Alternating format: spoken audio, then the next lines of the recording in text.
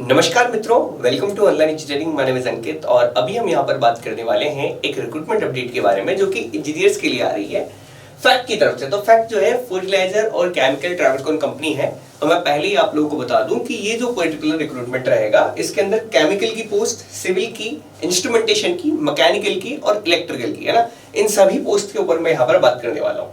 ठीक है, सबसे पहले हम यहाँ पर बात करेंगे मैकेनिकल की सीनियर मैनेजर की पोस्ट के बारे में। टोटल 2 वैकेंसी आप लोगों को देखने को मिलेगी। इसके बाद अगर यदि यहाँ पर मैं बात कर लूं आप लोगों से, तो यहाँ पर जो मैनेजमेंट ट्रेनिंग की पोस्ट है ना, ये आप लोग देखो। तो मैनेजमेंट ट्रेनिंग की पोस्ट केमिकल वालों के लिए 14 पोस्ट है। अगर मैं बात करूं मैकेनिकल वालों के लिए तो 6 पोस्ट आपको देखने को मिलेगी। मैनेजमेंट ट्रेनिंग की इलेक्ट्रिकल वालों के लिए 7 पोस्ट आपको देखने को मिलेगी। मैनेजमेंट ट्रेनिंग वहीं पे इंस्ट्रूमेंटेशन वालों के लिए 5 पोस्ट और सिविल वालों के लिए आप लोगों को 2 पोस्ट देखने को मिलेगी। ठीक है, बाकी और भी पोस्ट है जो कि अलग अलग डिपार्टमेंट की, लेकिन इंजीनियरिंग की जो है यही पर्टिकुलर पोस्ट आप लोगों को यहाँ पर देखने को मिल जाती है। अब बात करते हैं हम लोग आगे की तरफ। तो आगे आप लोग देखेंगे यहाँ पर पोस्ट और उसका स्पेसिफिकेशन लिखा हुआ है कि कितनी आप लोगों को यहाँ पर पे स्केल मिलने वाली है। ठीक है, तो सबसे पहले बात करूं मैं यहाँ पर सीनियर मैनेजर मैकेनिकल के बारे में। तो यहाँ पर आप लोगों से बीटेक मांगा गया है और साथ ही साथ मैकेनिकल के अंदर और 9 साल का जो है एक्सपीरियंस मांगा गया है, जो कि जनरली अगर मैं बात करूं तो फिलहाल तो मैक्सिमम आप लोगों के पास नहीं होगा, है ना। यहाँ पर किसी तरह का एक्सपीरियंस नहीं है जिन पर्टिकुलर पोस्ट की मैं बात कर रहा हूँ। जैसे कि आप मैनेजमेंट ट्रेनिंग की जो पोस्ट देखोगे ना, उसमें सिंपल आप लोगों से बोला कि आपके पास डिग्री होनी चाहिए, है ना, या तो बीई हो, बीटेक हो। अब यहाँ पर जो केमिकल वाली पोस्ट है उस पर केमिकल वाले अप्लाई कर सकते हैं, पेट्रोकेमिकल वाले भी इस पर्टिकुलर पोस्ट पे अप्लाई कर सकते हैं, है ना। बस ये बात है कि 60% मार्क्स से आप लोग की यहाँ पर डिग्री कंप्लीट होनी चाहिए।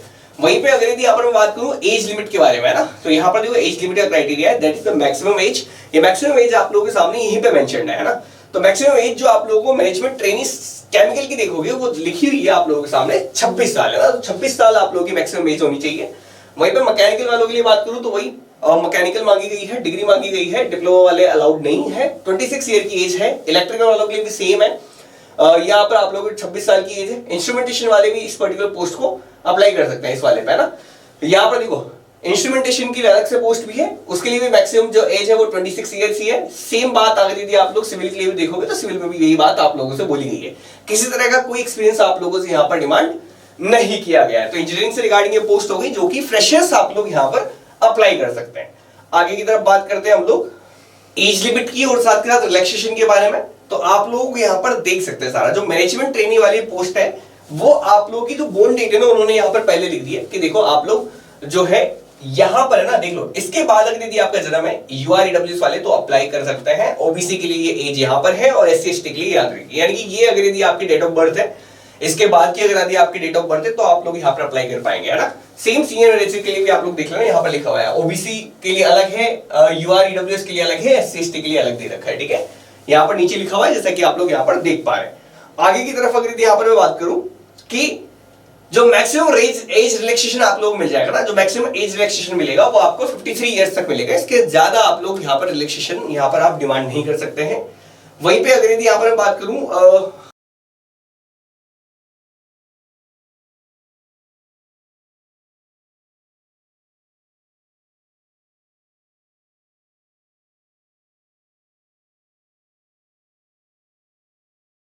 एमोलमेंट्स की, तो एमोलमेंट्स के लिए हम यहाँ पर देखेंगे मैनेजमेंट ट्रेनी वाली पोस्ट के ऊपर।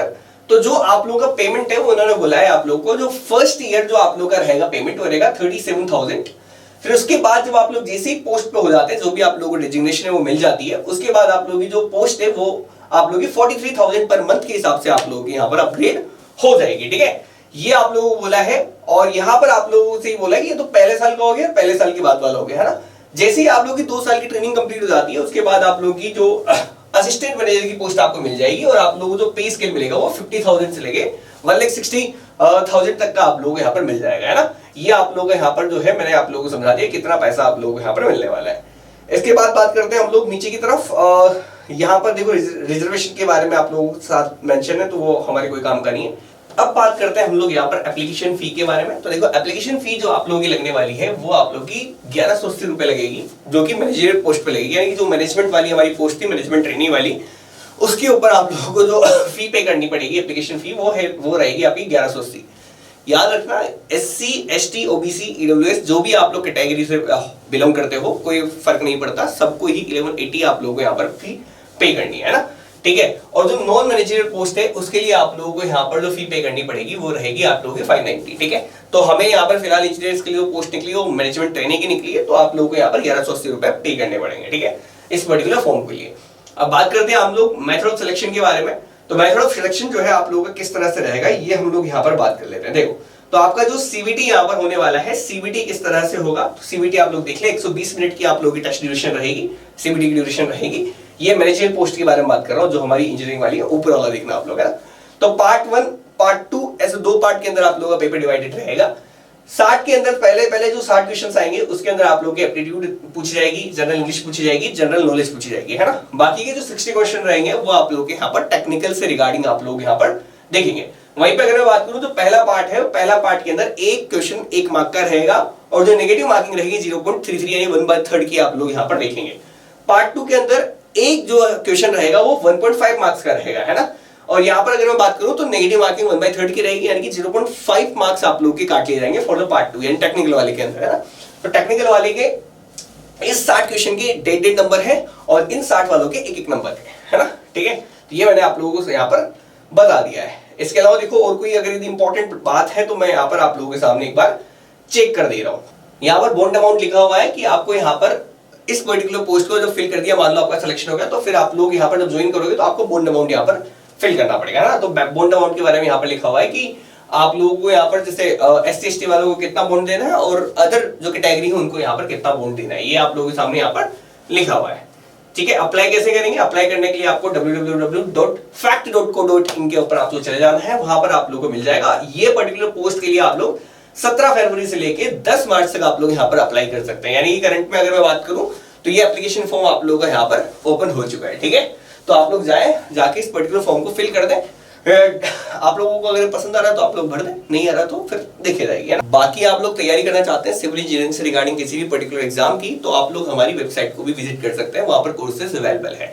तो AE, JEE, GED ऐसे सबके कोर्सेज वहां पर लिस्टेड हैं और इसी तरह के रिक्रूटमेंट अपडेट आपको और मिलते रहे। इसके लिए आप चैनल को सब्सक्राइब करके रखें, वीडियो को दोस्तों के साथ शेयर कर देना ताकि उनको पता चल सके कि फॉर्म जो है यहाँ पर इसका ओपन हो चुका है या इस तरह की कोई वैकेंसी आप लोग की आई है ना। बाकी कोई क्वेरी है तो आप लोग कमेंट सेक्शन ओपन है, वहां पर आप लोग कोई क्वेरी आप लोग मेरे से ले सकते हैं। फिलहाल के लिए इतना ही, बाकी मिलते हैं अगले सेशन में, तब तक के लिए बाय, थैंक्स फॉर वॉचिंग।